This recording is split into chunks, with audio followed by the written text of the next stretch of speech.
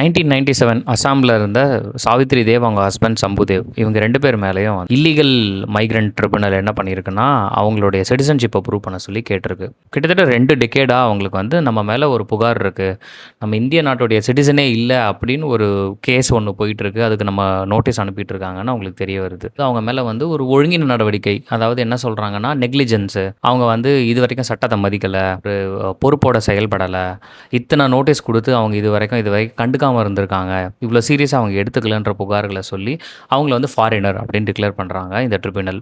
இந்த மாதிரி அசாம் மாநிலத்தில் லாஸ்ட் 2 டிகேட்டில் மட்டும் 27 பேர் இந்திய குடிமகனே கிடையாது, இவங்க இல்லீகல் மைக்ரண்ட் அப்படின்னு அவங்கள வந்து ஃபாரினராக டிக்ளேர் பண்ணியிருக்கு இந்த ட்ரிபியூனல். கவுஹாத்தி ஹைகோர்ட்டோட இந்த 27 கேஸோட ஜட்ஜ்மெண்ட்டை வந்து இப்போ வந்து சுப்ரீம் கோர்ட் வந்து குவாஷ் பண்ணியிருக்கு.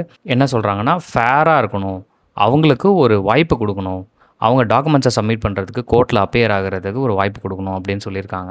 நம்ம கேட்கலாம், எப்படி இவ்வளோ 2 டெக்கேடாக ஒருத்தனுக்கு நோட்டீஸ் வருது, அவனுக்கு வந்து தெரியாதா அப்படின்னு கேட்கலாம்.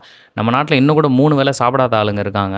அவன் மேலே போகிற போக்கில் ஒரு பழியை போட்டு, ஒரு கேஸை போட்டு, அவனுக்கு புரியாத ஒரு சட்டங்களை சொல்லி கோர்ட்டுக்கு கூப்பிட்டு ப்ரூவ் பண்ண சொல்கிறதெல்லாம் வந்து சாத்தியமே இல்லாத ஒரு விஷயம். யார் சிட்டிசன் அப்படிங்கிற கேள்வி வந்து இன்றைக்கி பரவலாக பேசப்பட்டிருக்கு. இந்த என்டிஏ கவர்மெண்ட் வந்ததுக்கப்புறம் என்னோட சிட்டிசன்ஷிப்பை ப்ரூவ் பண்ணுறதுக்கான டாக்குமெண்ட்ஸ் என்னன்னு எனக்கு தெரியல.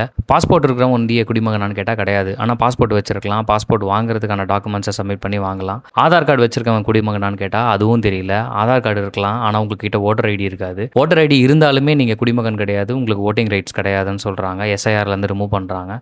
இந்த ட்ரிபியூனல் மூலயமா இல்லீகல் மைக்ரண்ட்னு சொல்லப்பட்ட ஒருத்தர் இது வரைக்கும் 17 கவர்மெண்ட் டாக்குமெண்ட்ஸை வந்து சப்மிட் பண்ணியிருக்காரு. இது எல்லாத்துலேயும் அவங்க என்ன சொல்கிறாங்கன்னா, சின்ன சின்ன ஸ்பெல்லிங் மிஸ்டேக் எல்லாம், டைப்போகிராஃபிக்கல் மிஸ்டேக்ஸ் எல்லாம் காரணமாக காமிச்சு அவர் இந்தியன் சிட்டிசன் இல்லை அப்படின்னு சொல்லியிருக்காங்க.